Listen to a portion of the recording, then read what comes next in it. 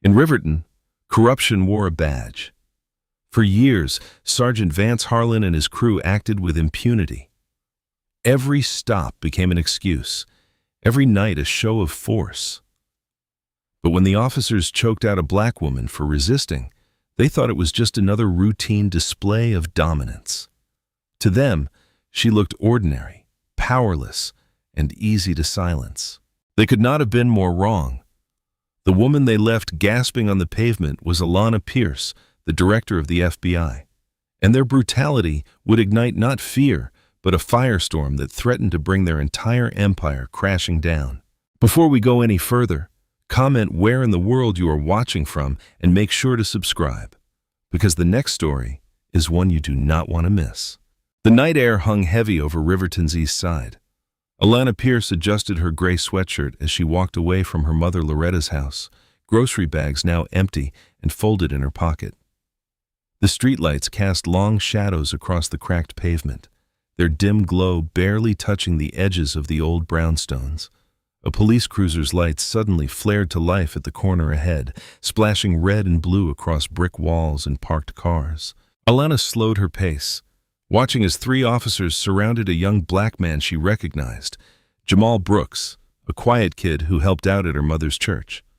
"I said, you fit the description," Sergeant Vance Harlan's voice cut through the night.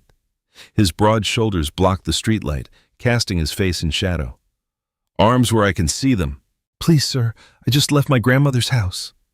Jamal's voice trembled. "I didn't do anything wrong. I'm a student at the community college." Alanna's jaw tightened. She knew this scene too well. She had seen it play out countless times before. Two patrol officers flanked Harlan, their hands resting on their belts. "Ma'am, stay back," one officer called out as Alanna approached. "This doesn't concern you." "I'm just a concerned citizen," Alanna said evenly, keeping her voice calm and measured. "The young man appears cooperative. There is no need for three officers." Harlan turned, his face twisting into a sneer. "Back up now or you'll be joining him." "I'm asking you to de-escalate," Alanna continued, her hands visible at her sides. "He's clearly not a threat." "Last warning," Harlan growled. Everything exploded in an instant. One officer lunged for Jamal, grabbing his arm. The teen flinched and Harlan shouted, "Stop resisting!" Alanna moved without hesitation. Years of FBI training took over as she deflected the second officer's grab, using his momentum to sweep him off balance. Her elbow caught Harlan's partner in the solar plexus as he charged, doubling him over. "Stop! You're making this worse," Harlan bellowed, unclipping his baton. The street erupted into chaos. Alanna blocked a wild swing from the first officer, trapped his arm, and used a joint lock to force him down. Her movements were precise and defensive, meant to control, not harm, but they kept coming. The second officer recovered, throwing a punch that grazed her shoulder. Alanna pivoted, using his weight against him and sending him stumbling into a parked car. Red and blue lights strobed across the scene, turning the violence into a brutal dance of shadows. "Get her! Resisting arrest!" Harlan's voice boomed as neighbors began emerging onto their porches. Someone held up a phone, recording. Alanna managed to keep the three trained officers at bay for several long moments, her defensive tactics creating space for Jamal to scramble back. But Harlan changed the equation. He bull-rushed her from behind while she deflected another officer's grab.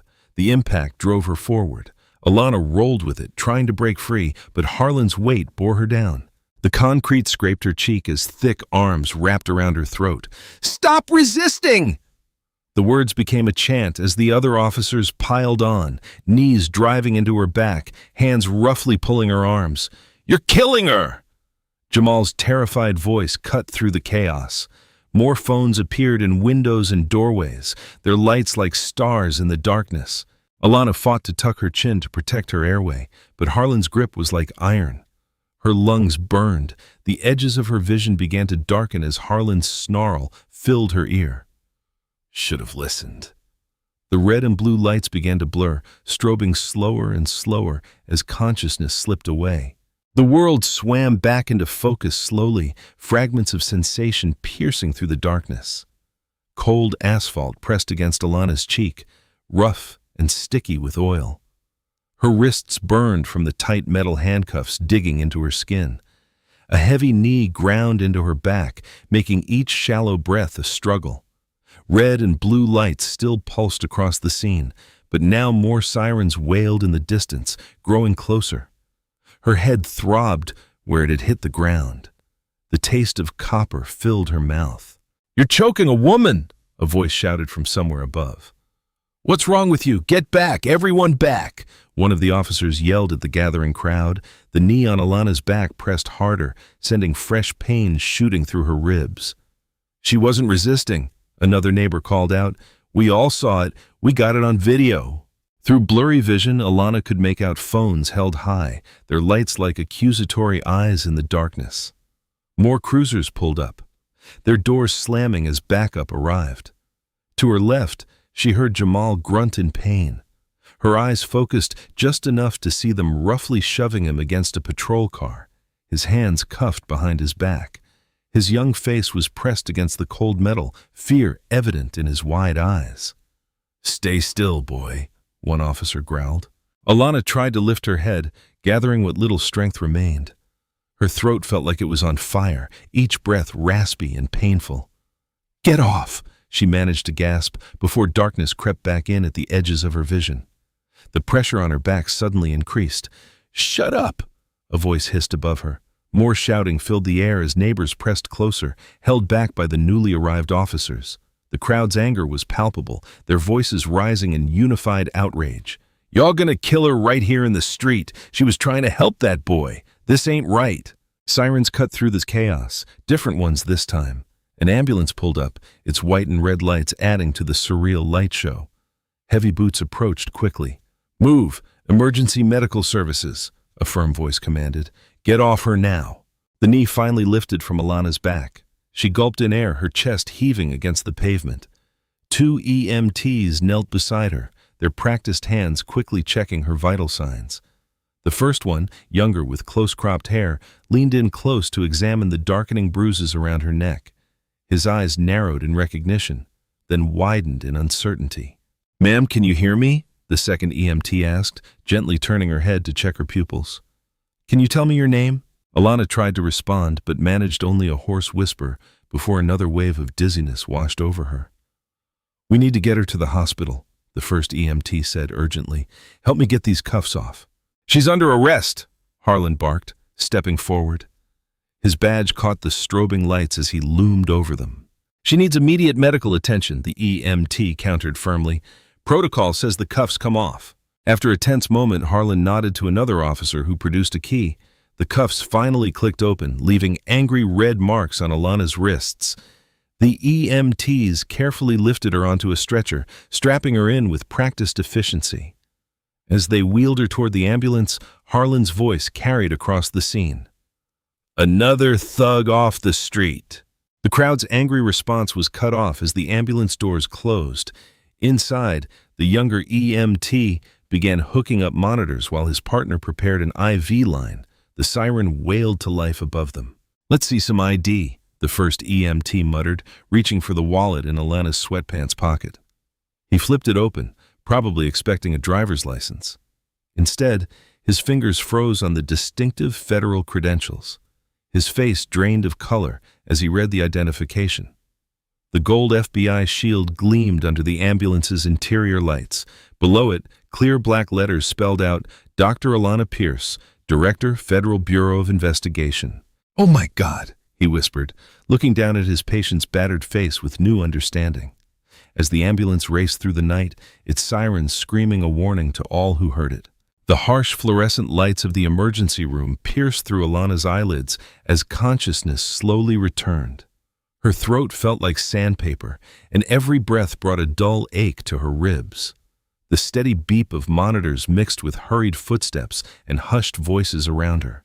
"Blood pressure stabilizing," a nurse said softly, adjusting something above Alana's head.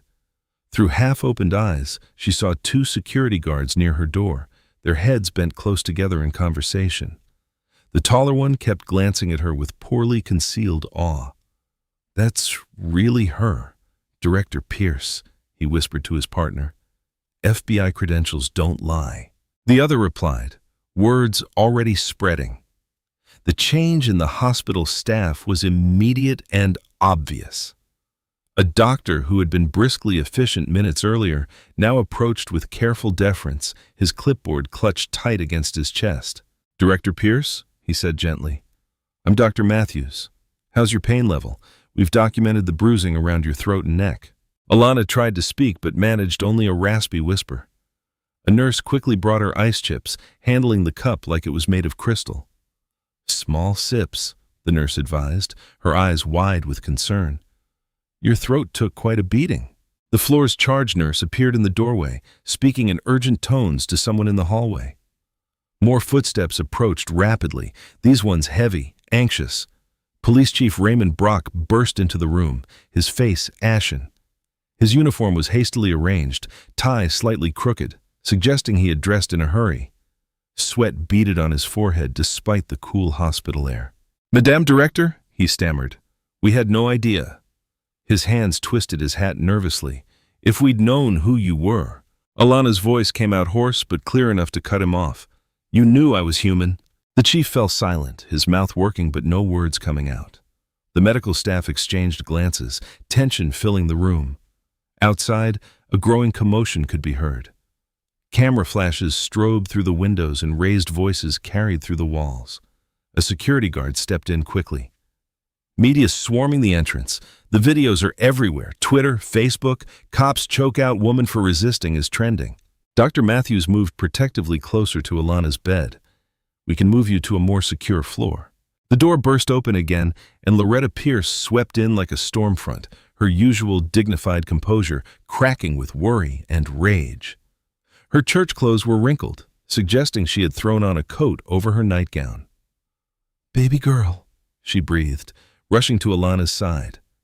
Her hands were gentle as they touched her daughter's face, but her eyes blazed as they took in the bruising. "Look what they did to you." "Mama," Alana whispered, managing a weak smile. "I'm okay." "You are not okay," Loretta snapped, though her fingers remained tender as they smoothed Alana's hair. She turned to fix Chief Brock with a glare that made him take a step back. "This is what your officers do, choke out women in the street." "Mrs. Pierce," the chief began. "There will be a full investigation."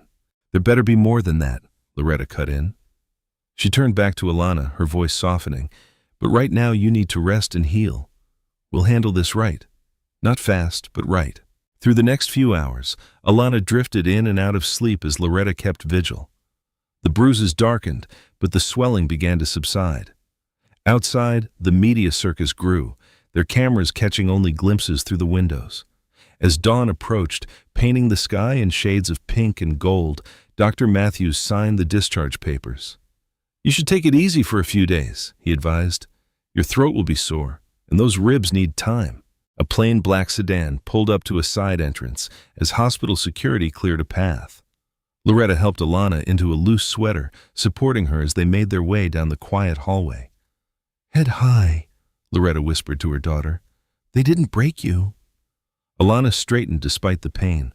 Her mother's strength flowed into her. Together, they walked through the automatic doors into the cool morning air, leaving the chaos of the night behind. As the sun climbed higher over Riverton's skyline, the aroma of chicken soup and fresh cornbread filled Loretta's dining room as evening settled over Riverton. Steam rose from covered dishes spread across the oak table. Comfort food brought by church members who had been arriving steadily since word spread about what happened. Alana sat gingerly in her mother's favorite chair, a soft cushion supporting her back. The bruises on her neck had darkened to purple, stark against her brown skin. Across the table, Jamal Brooks and his grandmother, Mrs. Gloria, sat quietly. Jamal's hands were still trembling slightly as he held his spoon. "You need to eat something, baby," Loretta urged, ladling more of Sister Wilson's chicken soup into Alana's bowl. "Keep your strength up." The TV hummed softly in the background until the evening news anchor's voice suddenly grew sharper. Everyone turned to look. "Breaking news in the Riverton police brutality case," the anchor announced. "Mayor Whitaker has just suspended Sergeant Vance Harlan and officers Brock and Delgado pending a full investigation into the violent arrest." The footage played again, Shaky cell phone video showing the struggle, Alana being forced to the ground, the horrifying moments of the chokehold. Mrs. Gloria gasped softly, reaching for Jamal's hand. The scene cut to the mayor at a podium, his face grave. This administration has zero tolerance for excessive force. Chief Brock has promised full cooperation with both internal affairs and the FBI. About time, muttered Deacon Williams, who had stopped by with his wife's famous casserole. Took them long enough to do the right thing. They had no choice, Loretta said, switching off the TV. Not with the whole world watching now. Alana noticed Mrs. Gloria dabbing at her eyes with a tissue. She reached across the table, wincing slightly at the movement, and covered the older woman's hand with her own. Jamal's safe, she said softly. That's what matters most. Mrs. Gloria squeezed her hand. When I think what could have happened to my boy, her voice cracked, if you hadn't been there. But she was there, Loretta interjected firmly. The Lord makes no mistakes about where he puts his people. The doorbell chimed again. This time it was Miss Patricia from 3 doors down, bearing fresh-baked rolls and determination. The whole neighborhood's talking, she reported, settling into an empty chair. People are saying this is it. This is what's finally going to change things in Riverton. The videos don't lie. Deacon Williams nodded. Even the police union can't spin this one away. My study group is organizing a rally. I'll testify, Jamal spoke up, his young face set with determination. About everything that happened, about how they were treating me before you showed up, about what they did to you. Whatever you need. The room fell silent. Everyone knew what it meant for a young black man to testify against police in Riverton. You're brave, Alana told him. But let's focus on healing first, both of us. The visitors gradually departed as night settled in. Loretta saw them out, accepting hugs and promises of more food tomorrow. Jamal and his grandmother were the last to leave, the young man pausing at the door. Thank you, he said simply, for not walking by, for stopping. After they left, Loretta bustled around the kitchen, wrapping leftovers and loading the dishwasher. Alana sat heavily on the living room couch, the day's events finally catching up with her. Her mother appeared with a soft blanket, the one Alana had loved since childhood. You're staying here tonight, Loretta said, brooking no argument as she tucked the blanket around her daughter. Doctor's orders. Mama, I'm not a child, Alana protested weakly, but settled into the familiar comfort. Through the front window, headlights swept across the wall as a car drove slowly past the house. It paused, engine idling, before moving on into the darkness. Loretta's hand stilled for a moment on the blanket, but she said nothing. The house creaked and settled around them, filled with decades of memories, both sweet and bitter. Outside, crickets chirped in the warm evening air, and somewhere in the distance a siren wailed briefly before fading away. Morning sunlight streamed through the tall windows of the Federal Building in downtown Riverton. Inside her office, U.S. Attorney Serena Valdez studied the dark bruises on Alana Pierce's neck with barely contained anger. They could have killed you, Serena said, her voice tight. She gestured to one of the leather chairs facing her desk. Sit. You shouldn't even be here today. Alana lowered herself carefully into the chair. Despite the pain medication, every movement pulled at sore muscles. We need to talk, Serena. There's something you don't know. Serena raised an eyebrow, settling behind her desk. Files and legal pads covered its surface, evidence of sleepless hours spent building cases about the assault. The videos are everywhere. We're already preparing charges. No. Alana leaned forward slightly. About why I was really in Riverton. Operation Daylight. Serena's expression shifted. As a veteran prosecutor, she recognized the weight in those words. A sealed investigation started months ago. Alana's voice was steady. The FBI has been tracking a corruption ring inside Riverton PD. They call themselves the Greys, Harlan's crew. Serena breathed the name, her hand reaching for a legal pad, instinctively taking notes. More than just a crew, they're organized, connected. Alana pulled a thin folder from her bag, sliding it across the desk. Narcotics skimming from evidence, protection rackets targeting small businesses, links to the Sierra Cartel's local operations. Serena flipped through the documents, her frown deepening. How deep does it go? At least 12 officers confirmed, maybe twice that many involved peripherally. Harlan's their enforcer, but he's not the top. We've been building a RICO case. Had been building? Serena corrected, looking up sharply. This changes everything. You know that? Alana nodded grimly. The moment Harlan put his hands on me, he gave their defense attorneys a gift. They'll claim the entire investigation was tainted by bias, personal vendetta. She paused, her voice steady. They'd be right. No judge will let you anywhere near this case now. You'll have to recuse publicly. Yes. Alana's eyes held steel. But I'm not stepping away. I'll quarterback from the shadows if I have to. Alana? A knock interrupted them. One of Serena's assistants entered, tablet in hand. Ma'am, you need to see this. Tech just analyzed the body cam footage from the incident. Serena took the tablet, studying the timeline display. Her jaw tightened. There's a gap, missing right during the chokehold. They're already destroying evidence, Alana finished. This is a federal crime, tampering with evidence. Serena's phone buzzed. She answered, listening intently. The color drained from her face. When? Anyone hurt? She looked at Alana. Your mother's church. Someone threw a brick through the stained glass window. Alana was already standing, ignoring the pain that shot through her shoulders. There's more, Serena continued, still listening to the phone. The brick had gray paint smeared across it. A message. 20 minutes later, they stood before the shattered window of Loretta's church. Colored glass crunched under their shoes.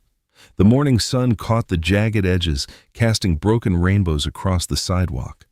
Loretta stood nearby, directing the maintenance man who was measuring for a temporary board.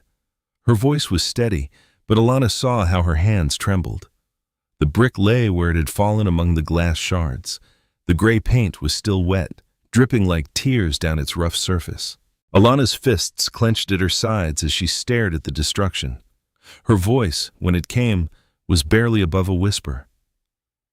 This isn't over. Several elderly church members had gathered, whispering among themselves.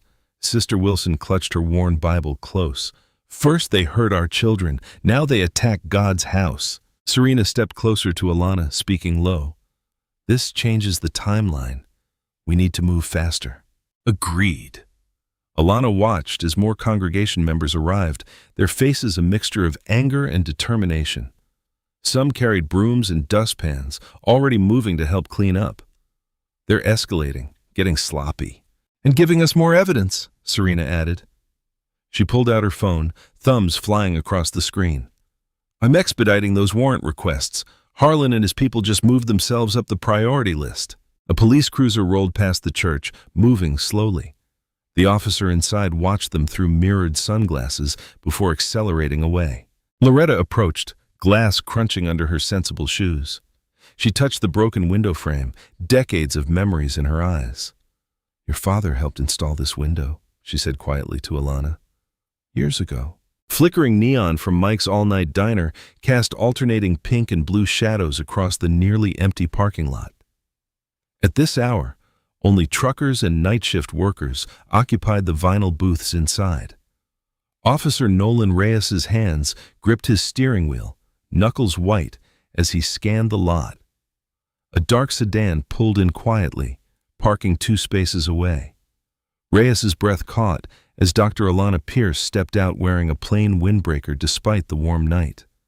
She moved with careful steps, her injuries from Harlan's attack still fresh. Reyes got out, trying to look casual as he approached. His uniform was at home. He wore jeans and a Riverton Raiders baseball cap. Dr. Pierce, he whispered. Thanks for meeting me. Let's walk, she said, gesturing toward the edge of the lot where shadows pooled beneath old oak trees. Her voice was still rough from the chokehold. They fell into step, maintaining enough distance to look like strangers having separate cigarette breaks.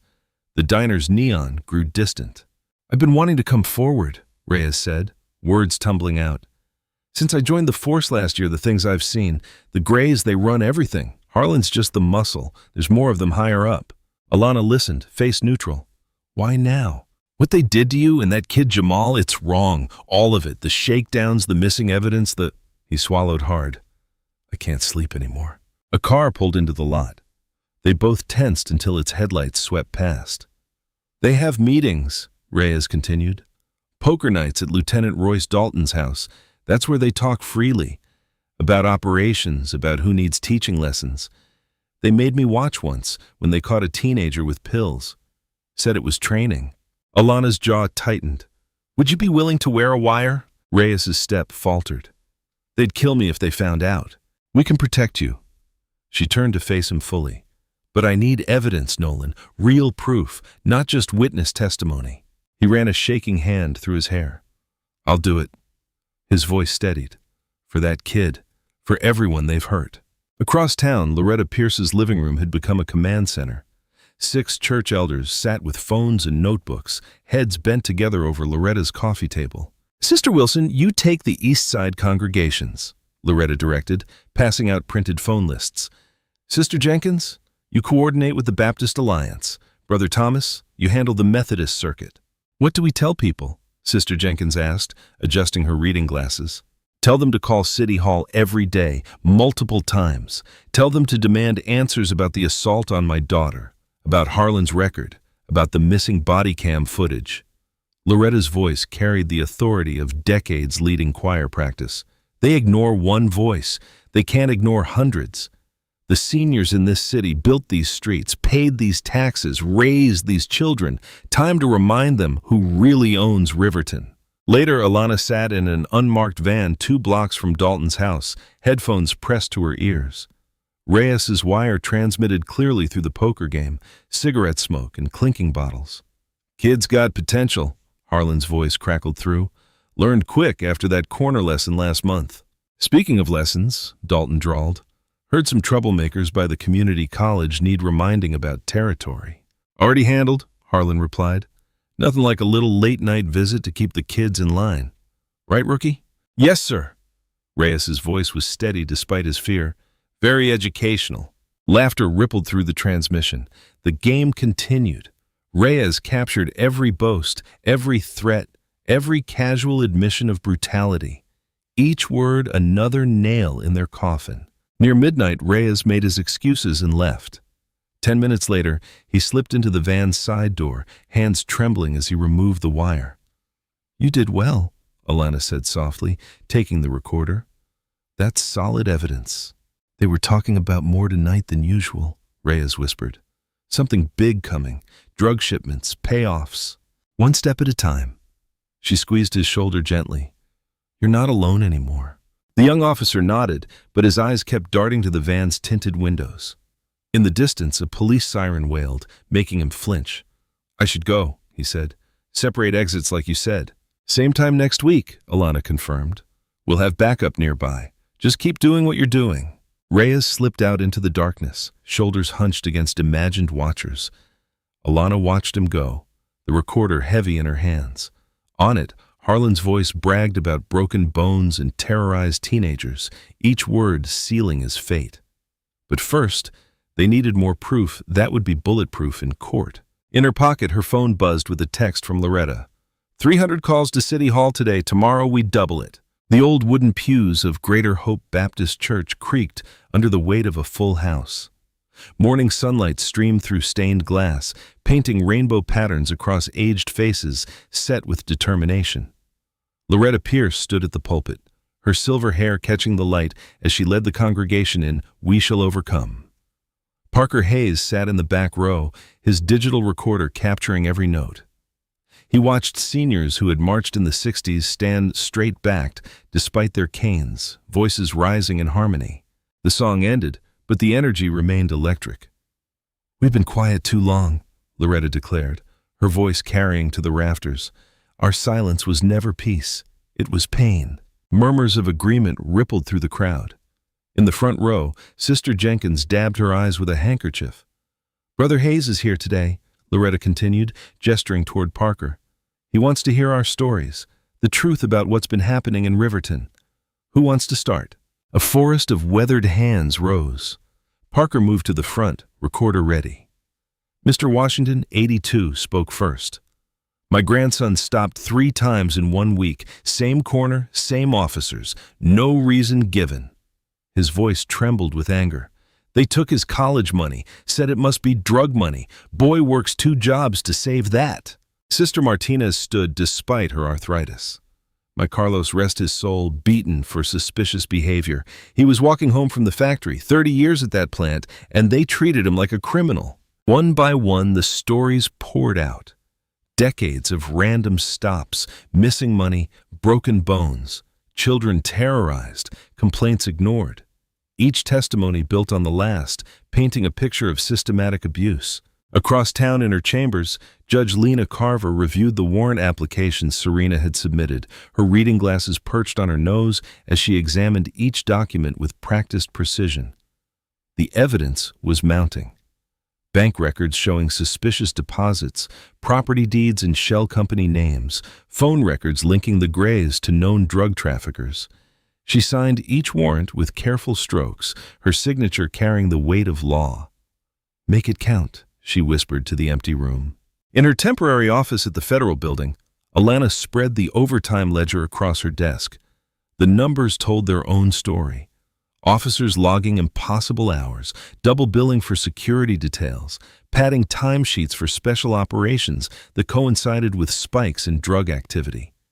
She traced one column with her finger. Harlan's overtime had tripled after major drug busts, but the seized evidence amounts kept shrinking. The pattern was clear to anyone who knew where to look. Her phone buzzed. A text from Serena. "Warrants approved. Teams ready." Back at the church, Parker interviewed Mrs. Thompson, 75, who gripped her walker as she spoke. "My great-grandson is 5. Already knows to be scared of police cars. That ain't right. This is our city, too. We built it. We deserve better." Loretta watched from the pulpit, noting how the seniors sat straighter with each shared story.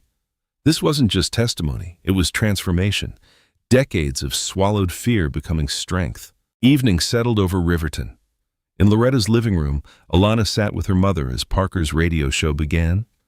"Good evening, Riverton. Tonight's special report, who owns the badge?" The familiar voices of church members filled the airwaves. Mr. Washington's testimony crackled with clarity. Sister Martinez's grief echoed through decades. Mrs. Thompson's demand for dignity rang true. Between each clip, Parker provided context, dates, locations, patterns of behavior. The phone lines lit up immediately. "My boy, too," one caller said. "Same corner, same officers." "They took my savings," another added. "Said I couldn't prove it was mine." The calls kept coming. Loretta reached for Alana's hand as they listened. For the first time since the attack, a small smile crossed Alana's face. The wall of silence was cracking. "This is your city," Parker's voice concluded the hour. "These are your streets. These are your badges, paid for by your taxes. The question isn't just who owns the badge, it's who will stand up to make it mean something again." The radio fell silent, but Loretta's living room hummed with possibility. Outside, car horns honked in support. Phones buzzed with messages from neighbors who had listened. "Your brother would be proud," Loretta said softly, squeezing Alana's hand. Alana's smile grew stronger, though her throat still bore fading bruises. The truth was finally being spoken, not in whispers, but in strong, clear voices that could no longer be ignored. The neon sign of Mel's all-night diner buzzed against the gray morning sky. Inside, Alana Pierce sat in a corner booth, her reflection ghosted in the rain-streaked window. Across from her, Union President Royce Dalton stirred his coffee with practiced casualness. His suit jacket stretched tight across his shoulders. "I appreciate you meeting me," Alana said, her voice carrying just far enough to reach him. The diner was nearly empty. A couple of truckers at the counter, a waitress refilling sugar dispensers. Dalton's smile didn't reach his eyes. "Always time for a chat with federal law enforcement, though I heard you're on leave," he emphasized the last word, testing for weakness. "Administrative leave," Alana corrected. "Temporary." She lifted her own coffee cup, untouched and growing cold. Her neck still showed traces of yellowing bruises. "Shame about that incident," Dalton said, leaning back. "Officers make split-second decisions. Can't always be perfect." His tone suggested rehearsed press statements. Alana set her cup down and reached into her bag. "Speaking of decisions," she said, sliding a manila envelope across the scratched Formica table. "I thought you might find this interesting." Dalton made no move to touch it. "I don't deal in mystery packages." "Open it," He sighed theatrically and flipped the envelope open with one manicured finger. His expression froze as he saw the contents: photocopied pages of overtime logs, bank statements, property records. "Creative accounting," Alana commented. "Especially those highway patrol shifts. 3 officers claiming the same hours on opposite sides of town. That must have been quite a trick." Dalton's laugh was practiced but tight around the edges. "You don't scare me, Director Pierce. Every department has paperwork issues. Nothing here a good auditor couldn't explain." "Officer Reyes might disagree," Alana said quietly. "And Officer Delgado, Officer Thompson too. They're all very interested in protecting their pensions." The color drained from Dalton's face, though his smile remained fixed. "You're bluffing." "Rodriguez already gave a statement. Full immunity." Alana took another manila envelope from her bag. "Would you like to see the transcript?" Dalton's hand twitched toward it, then stopped. "You're overplaying your hand. 1 dirty cop making wild claims." 8 dirty cops, Alana corrected. "So far, all with documentation. All willing to testify about the Grays operation. The overtime fraud is just the beginning." A muscle jumped in Dalton's jaw. Outside, thunder rolled across the city. "Think about your retirement, Royce," Alana said, using his first name deliberately. 28 years on the force, that's a nice pension waiting. Would be a shame to lose it over loyalty to Harlan." "You threatening me?" Dalton's voice dropped to a growl. "Offering you a choice?" Alana slid a business card across the table. "U.S. Attorney's Office, make the call by tonight." Dalton's knuckles whitened around his coffee cup. "You'll regret this. You have no idea what you're walking into." "I know exactly what I'm walking into," Alana replied. "The question is, do you know what you're protecting? How deep does Harlan's operation really go?" The waitress approached with a coffee pot. Dalton waved her away with forced cheerfulness. "Harlan's a decorated officer," he said when she was gone. "Community servant. You're chasing shadows." "I'm chasing evidence." Alana tapped the envelopes. "Bank records don't lie. Neither do property deeds or phone logs. The choice is simple. Save yourself or go down with him." Rain drummed against the windows. In the kitchen, a short-order cook called out an order. The normalcy of the diner made the tension at their booth feel surreal. "You've got nothing," Dalton said, but his voice lacked conviction. "Check your voicemail," Alana replied. "Rodriguez's statement should have hit your lawyer's inbox minutes ago. I'm told the part about the warehouse by the river is particularly interesting." Dalton's phone was out before he could stop himself. His fingers trembled slightly as he checked messages. "Times change," Alana said softly. "The old ways of doing business, they're done. Be smart about this." She stood, leaving both envelopes on the table. Dalton stared at them like they might bite. "Tonight," she reminded him. "After that, deals are off the table." The bell above the door chimed as she stepped out into the drizzle. The morning air was thick with the smell of wet asphalt. Across the street, a black SUV idled, its windows tinted dark. Alana noted the plate number without seeming to look. The rain beat on her jacket as she walked to her car, each drop distinct and cold against her skin. Behind her, through the diner's window, Dalton sat motionless. The evidence of his crumbling empire spread before him on the plastic tablecloth. The fog rolled thick off the river, turning streetlights into hazy orbs. Officer Nolan Reyes stood in the shadow of Warehouse 17, his heart hammering against the wire taped to his chest. The worn brick buildings loomed like ancient sentinels along the waterfront, their windows dark and watchful. At precisely midnight, headlights cut through the mist. 3 vehicles pulled up. Harlan's pickup, a black SUV with the familiar plates, and a white panel van. Reyes straightened his uniform, reminding himself to breathe normally. "Evening, rookie," Harlan called out, boots crunching on broken asphalt. "Playing security guard tonight." "Yes, sir," Reyes managed, proud his voice didn't shake.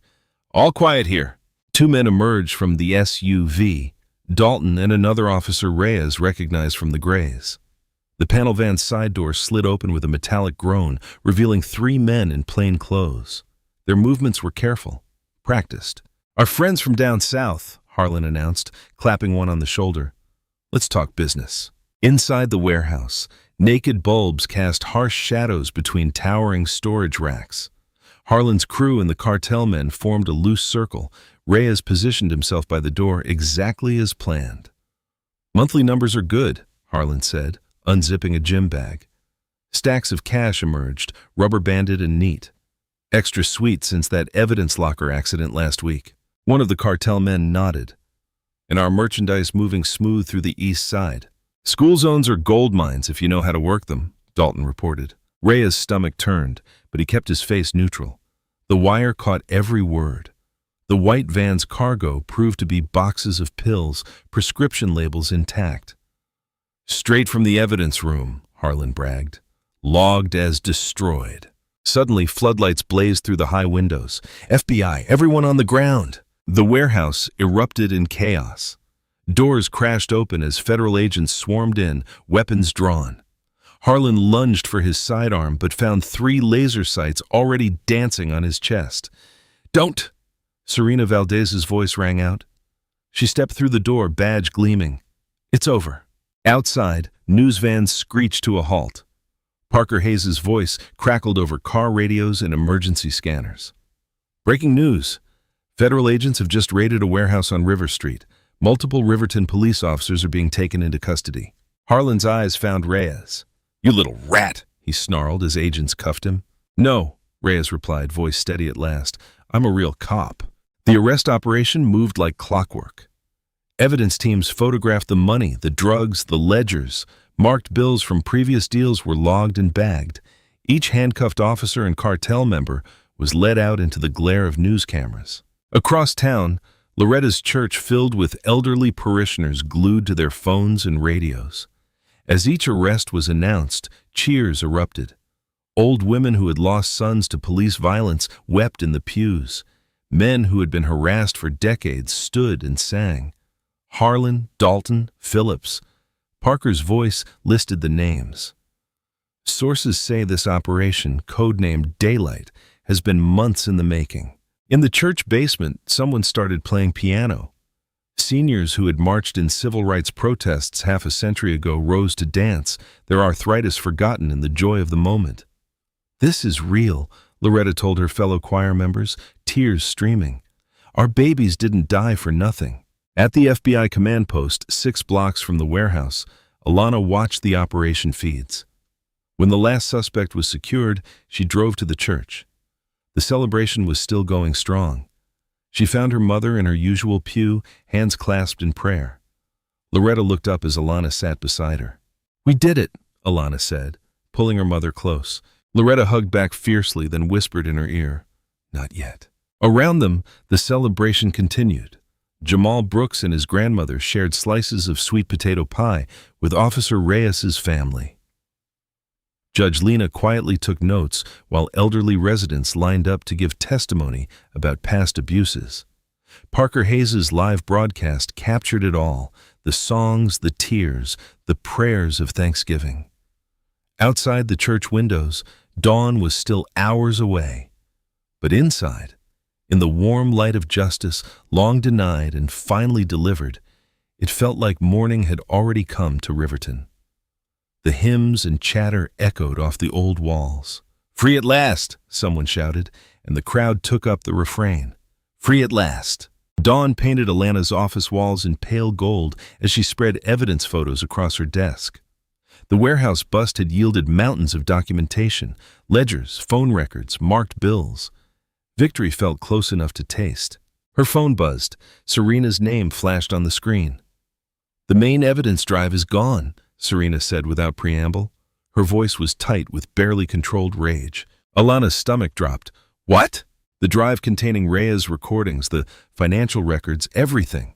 It's missing from the secure locker." Alana switched to speaker and pulled up the evidence room security feed. The footage showed a figure in a maintenance uniform entering using valid credentials. They walked directly to the correct shelf, removed the drive, and left. No hesitation, no searching. "An inside job," Alana said. "They knew exactly where to look."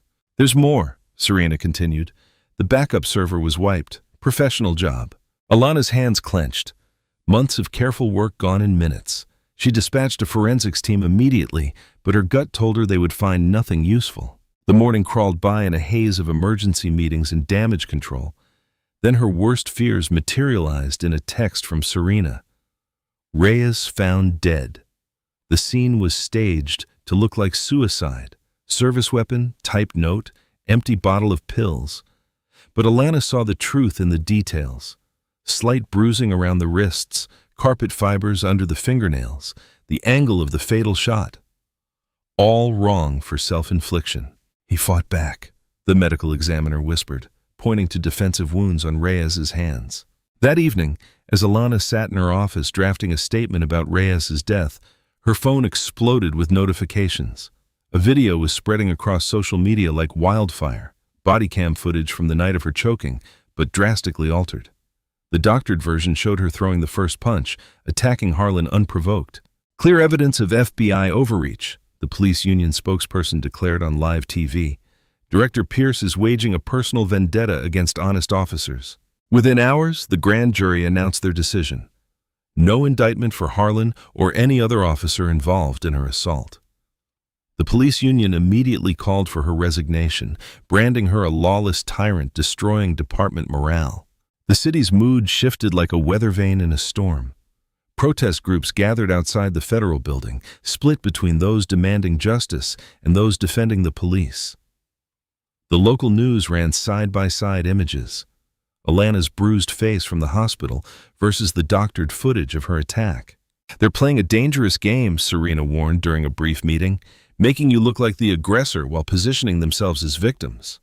Before Alana could respond, her phone rang. The number was her mother's neighbor. "Fire!" the woman screamed. "Loretta's house!" Alana broke every speed limit racing to her childhood home. 2 blocks away, she could already see the orange glow against the night sky. Flames poured from the windows of the small Victorian where she had grown up, where her brother's photo still hung in the front hall, where her father's old records filled the basement. Loretta stood on the sidewalk in her nightgown, supported by neighbors who had pulled her out just in time. Smoke and ash swirled in the air like evil confetti. "I woke up to the smoke alarm," Loretta said, her voice steady. "They broke in through the back door, spread accelerant everywhere." Fire trucks wailed in the distance, but Alana knew they were too late. The flames had too strong a hold. She watched helplessly as the roof began to cave, sending sparks shooting skyward. The heat was so intense, it forced the crowd back another 20 feet. Family photos, her father's jazz collection, her brother's Letterman jacket, her own FBI Academy graduation portrait, everything that anchored their history in this city was turning to ash. Decades of Christmas mornings, Sunday dinners, and front porch conversations disappeared into the inferno. A wall collapsed with a thunderous crash. Loretta let out a small sob but stayed upright, dignity intact even in her nightclothes. Neighbors brought blankets, offered spare rooms, called relatives. The community that had celebrated justice just hours ago now gathered to witness its violent backlash. Tears cut clean tracks through the soot on Alana's face as she watched her childhood home burn. This wasn't just about evidence anymore, or careers, or even justice. The Greys had made it deeply, brutally personal. The fire's glow reflected in the windows of surrounding houses where faces peered out in fear and sorrow. Sirens echoed off brick walls. Emergency lights painted the scene in alternating red and blue, the same colors that had flashed across her vision as Harlan choked her on that dark corner. In the distance, a car horn sounded 3 short blasts, the Greys' signal. They were watching, making sure their message was received. Loretta's hand found Alana's in the dark. Both women stood silent as their home and all its memories burned to the ground. Dawn crept over Riverton, pale sunlight revealing the full devastation of the fire. The Pierce family home was now a blackened skeleton, wisps of smoke still rising from the ruins. Loretta sat on a neighbor's porch wrapped in a borrowed floral shawl, her eyes fixed on the destruction. Alana paced the sidewalk, her phone buzzing constantly with messages she ignored. The smell of smoke clung to her clothes, a constant reminder of what the Greys had taken from them. "Baby," Loretta called softly, "come sit." Alana stopped pacing but remained standing. "I'm done hiding, Mama. Done playing their game." "Good," Loretta said, surprising her daughter. "Because hiding never saved anyone in this town." Alana pulled out her phone and sent a mass text. "Emergency meeting in 2 hours, St. Mark's basement." The church basement had survived countless community crises over the decades. Now folding chairs formed a circle under flickering fluorescent lights. Serena Valdez arrived first, legal pad already in hand. Parker Hayes brought coffee and day-old donuts from the corner shop. Judge Lena Carver slipped in quietly, her judicial robe exchanged for a simple sweater. Loretta's Elders Council filled several chairs, their faces set with determination. A handful of honest officers, those who had worked with Reyes, completed the circle. "They think they've won," Alana began, standing in the center. Her voice was hoarse from smoke inhalation but steady. "They think burning down our home means we'll back down, but they've made a mistake. They've shown their desperation." "Exactly," Serena added, pen poised over her legal pad. "Harlan's gotten sloppy. The fire, Reyes's murder, their panic moves, and panic leaves traces." Judge Lena spoke up, her voice carrying decades of courtroom authority. "I've been reviewing property records. Harlan owned 6 rental properties through shell companies, all purchased with cash in the last 5 years, more than a sergeant's salary could explain." One of the honest officers noted the pension system. Loretta's friend Martha suddenly said, "Everyone turned to the elderly woman. My Harold was on the force 40 years. Nothing scared those boys more than losing their pensions." Parker Hayes was already typing on his laptop. "The police pension fund requires a clean record. Any felony conviction means automatic forfeiture." Serena finished writing furiously. "And civil asset forfeiture could freeze those properties while we investigate their purchase." The plan began taking shape. Parker would run a series exposing Harlan's property empire. Judge Lena would sign the forfeiture warrants. The honest officers would ensure the paperwork moved through channels without warning. Loretta's counsel would organize daily protests outside the pension board meetings. "Harlan will have to surface," Alana said. "He'll want to negotiate to make a deal. He'll try to meet somewhere private," one officer warned. "Somewhere he can control." "Let him think he's in control," Alana replied. "That's when he makes mistakes." They spent the next hour mapping out every detail. Serena drafted the legal documents. Parker prepared his broadcast scripts. The elders organized their phone trees. Judge Lena reviewed precedents for the warrants. "We move at dawn," Alana concluded. "Harlan will wake up to frozen accounts and property liens. By noon, the pension board will have their preliminary report. By evening, every senior citizen in Riverton will be calling their council member about police pension reform." The coalition began dispersing, each with their assigned tasks. Loretta remained seated, watching her daughter with quiet pride. When the room had emptied except for them, she stood and crossed to Alana. "Your brother would be proud," Loretta said softly, placing a weathered hand against Alana's cheek. "So proud of who you've become."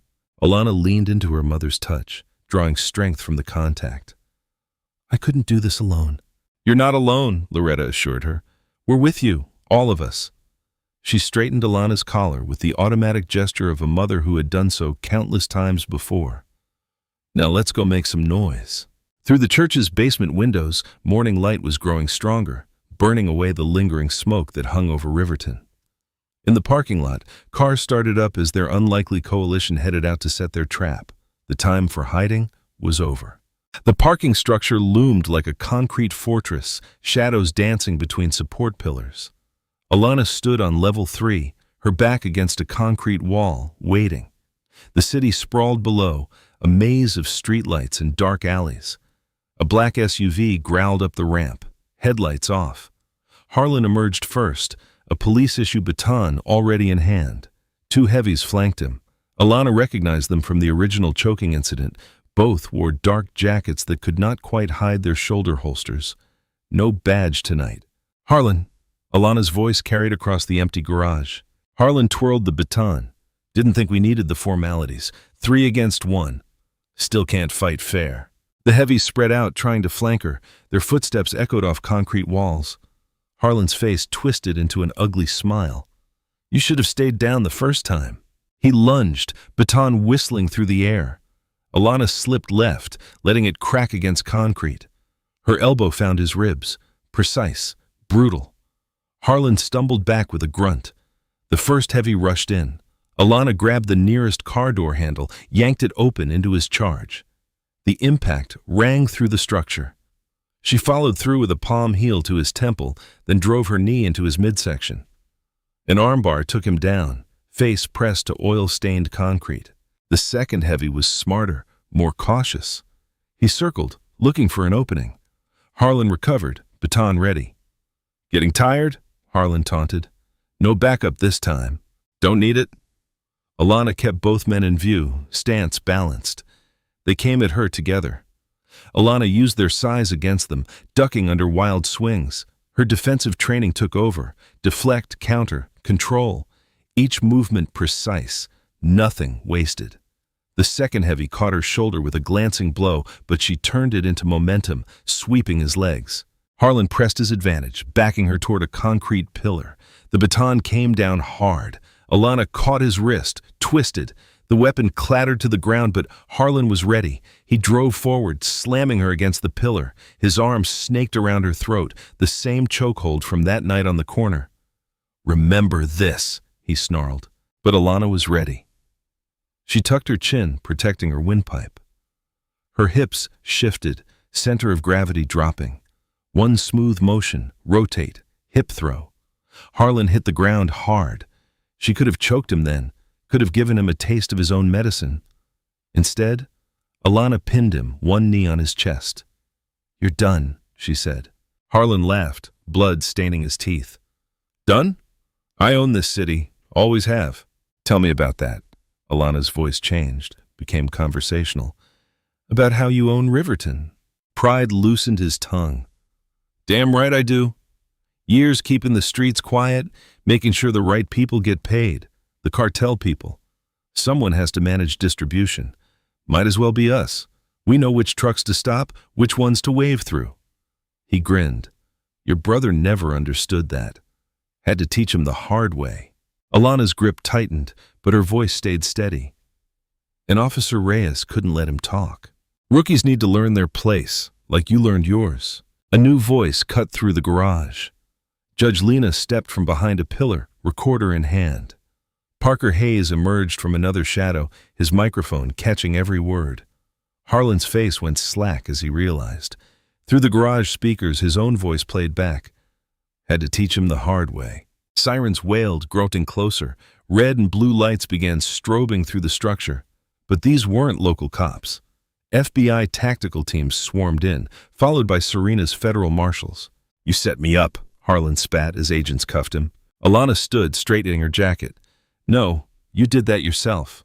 They led Harlan and his heavies away. Blood trickled from his split lip, but his eyes burned with helpless rage. He tried to lunge at her one last time, but the cuffs held.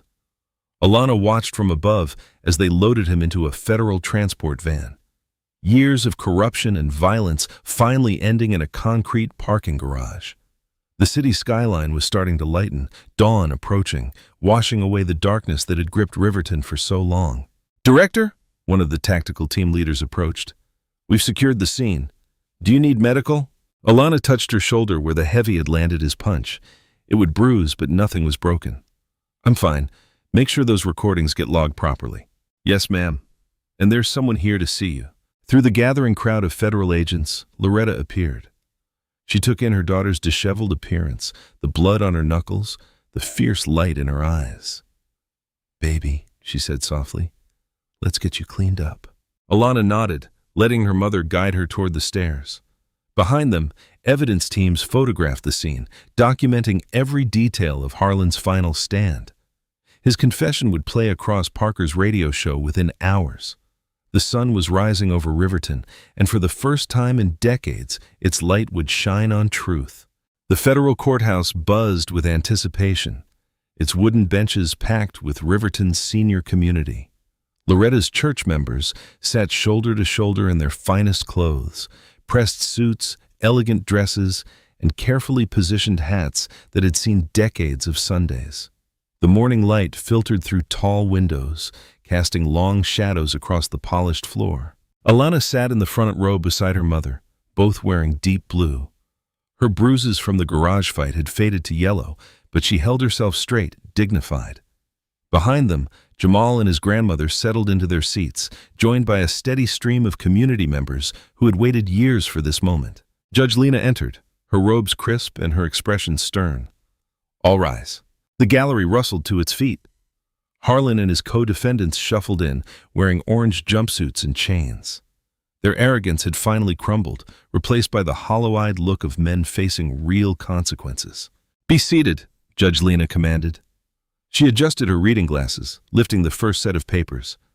In the matter of the United States versus Vance Harlan et al., regarding violations of the Racketeer-Influenced and Corrupt Organizations Act, the indictments roll it out like thunder. Years of corruption laid bare in clinical legal terms: extortion, drug trafficking, evidence tampering, witness intimidation. Each charge landed like another nail in the Gray's coffin. Harlan stared straight ahead, jaw clenched. Furthermore, Judge Lena continued, regarding the death of Officer Nolan Reyes. Loretta squeezed Alana's hand. They had found Reyes's real suicide note hidden in his sister's Bible. It named names, detailed threats, and exposed the whole operation.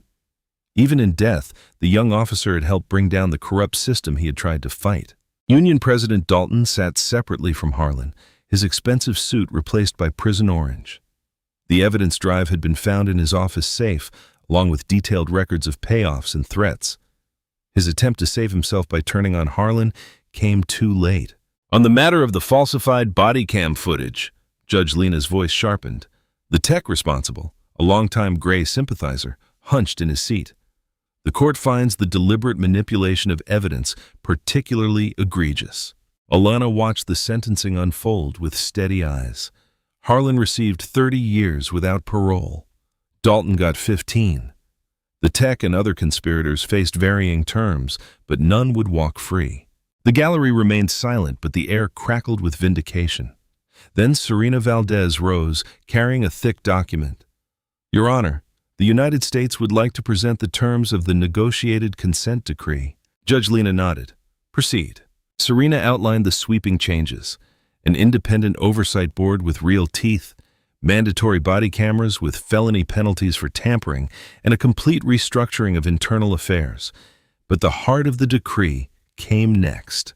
Furthermore, Serena declared, a permanent community elder board will be established, comprised of Riverton seniors, with direct subpoena power over police records and personnel files. A murmur rippled through the gallery. Loretta sat straighter, her eyes bright. This board, Serena continued, will have authority to review all use-of-force incidents with special attention to racial bias and excessive force. Chokeholds and similar respiratory restraints are hereby banned with criminal penalties for violations. The decree went on, detailed and comprehensive. Every loophole that had protected the Grays was closed. Every dark corner where corruption had festered would now face sunlight and scrutiny. Harlan's face twisted as he listened. His empire wasn't just falling. It was being dismantled brick by brick, replaced by the very people he had terrorized. The seniors in their Sunday best would now have power over the badge he had abused. When Judge Lena asked for community statements, Loretta stood. Her voice carried clear and strong across the courtroom. My son died on these streets years ago, she said. Today, we reclaim them, not with violence, but with justice. Not with fear, but with oversight.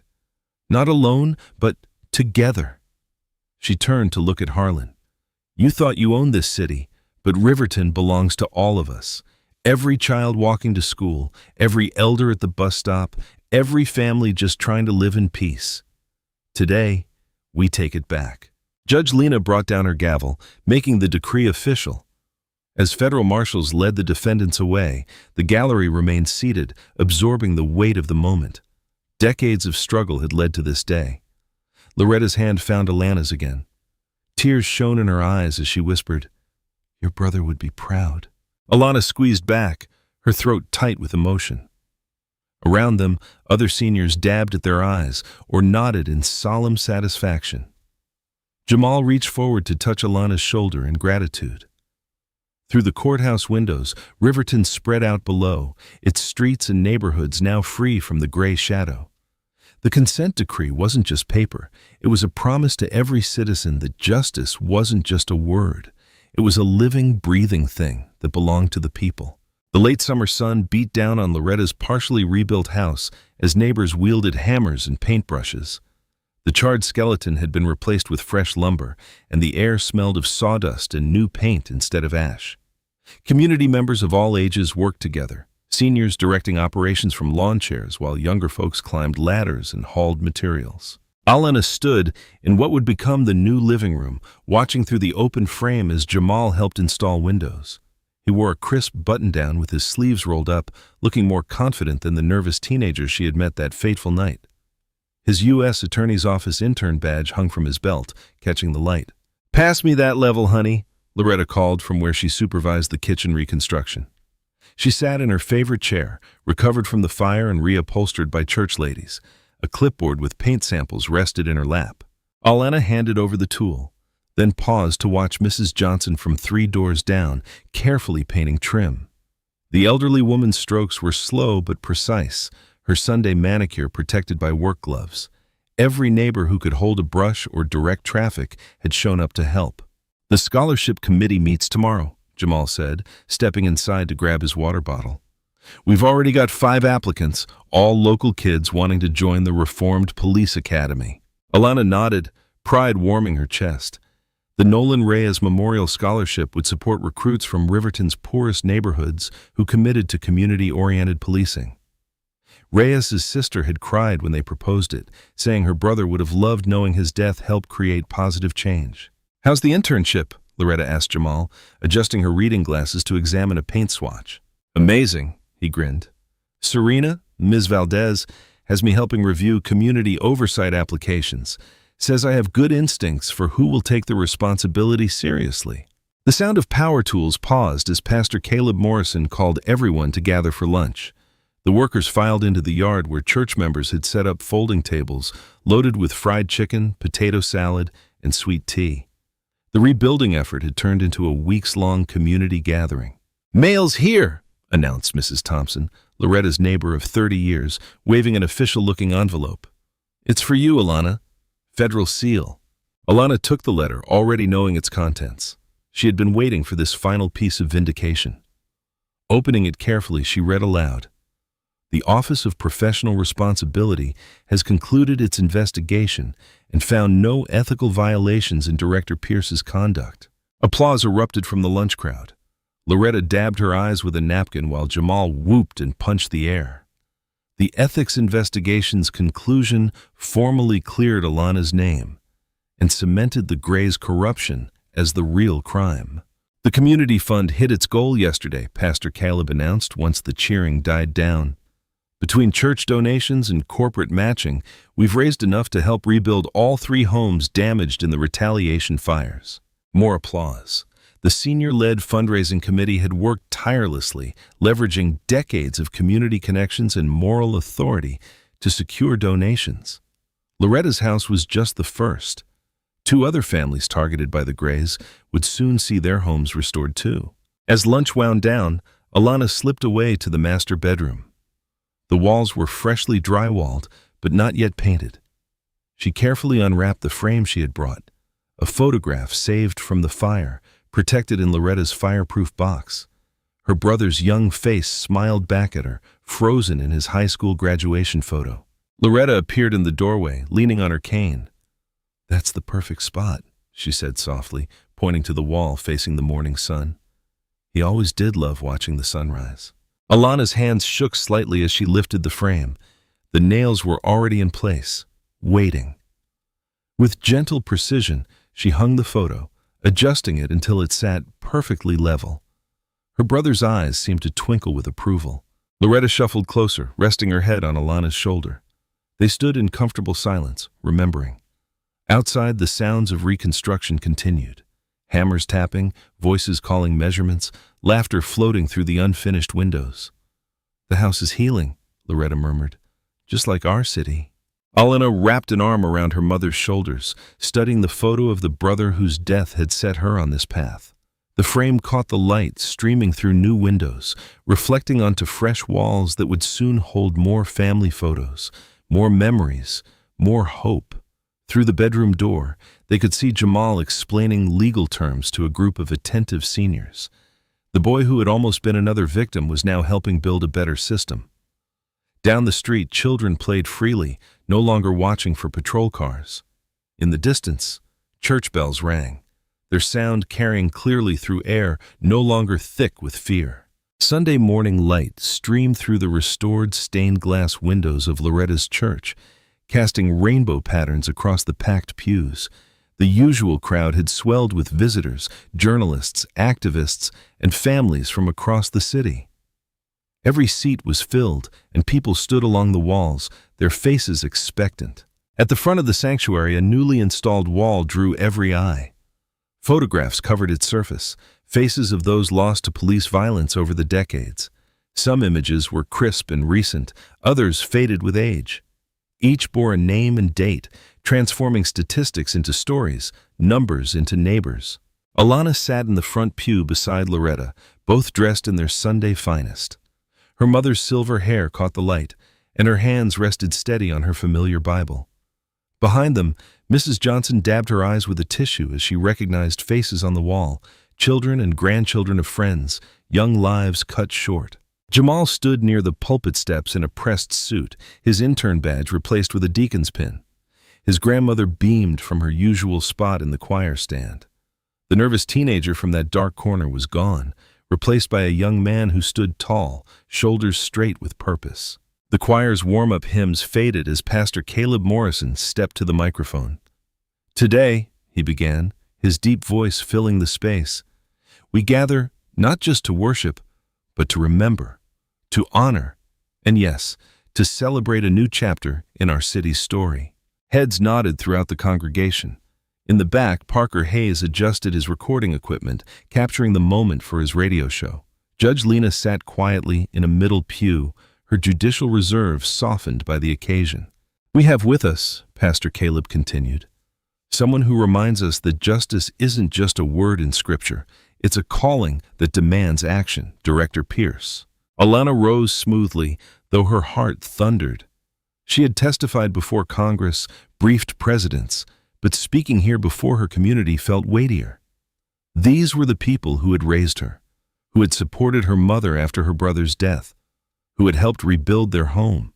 She took her place at the pulpit, surveying the sea of familiar faces. Seniors who had manned phone banks sat beside young activists who had marched. Officers who had helped expose the grays were scattered throughout, their badges catching the light. "When I was 17, Alana began, her voice clear and strong, my brother's photo became one of the first on a wall like this. Another young black life reduced to a statistic, another family left to grieve, while those responsible faced no consequences. The church was silent except for soft sounds of agreement, of shared pain. That loss shaped my life's direction. But standing here today, I see something different.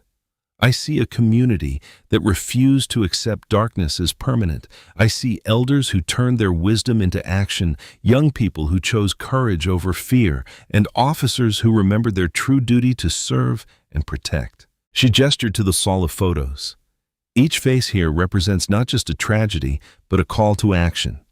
When they tried to make me another name on this wall, you answered that call. You flooded phone lines, shared evidence, testified in court. You proved that justice isn't something we wait for. It's something we build together." The choir hummed softly, a foundation of harmony supporting her words. Jamal straightened his tie, eyes bright with determination. "Some say change comes slowly," Alana continued, "that we must be patient, wait for the right moment, the right light.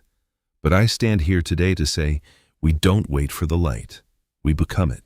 The choir's hum grew stronger. Heads nodded, amens rippled through the congregation. We become it through our courage to speak truth, through our willingness to stand together, through our determination to build systems of accountability that serve all people, not just some. Camera flashes punctuated her words as photographers captured the moment. The morning light through the windows seemed to intensify, bathing the sanctuary in gold. The consent decree is just the beginning.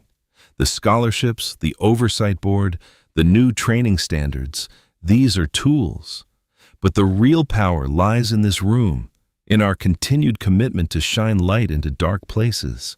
Loretta's eyes shone with pride as she watched her daughter, seeing echoes of past civil rights leaders in her stance, her conviction. Every time we choose justice over convenience, truth over comfort, community over division, we become the light this city needs. And that light cannot be dimmed. The choir surged to their feet, voices lifting in powerful harmony. Like a wave, the seniors in the congregation rose, followed by everyone else until the whole church stood together. Jamal stepped forward at the pulpit steps, face glowing with hope for the future he would help build. Cameras flashed again, recording this moment of transformation. But the real power wasn't in the photos or headlines. It was in the unified heartbeat of a community standing firm in their commitment to justice. I hope you enjoyed that story. Please share it with your friends and subscribe so that you do not miss out on the next one. In the meantime, I have handpicked 2 stories for you that I think you will enjoy. Have a great day.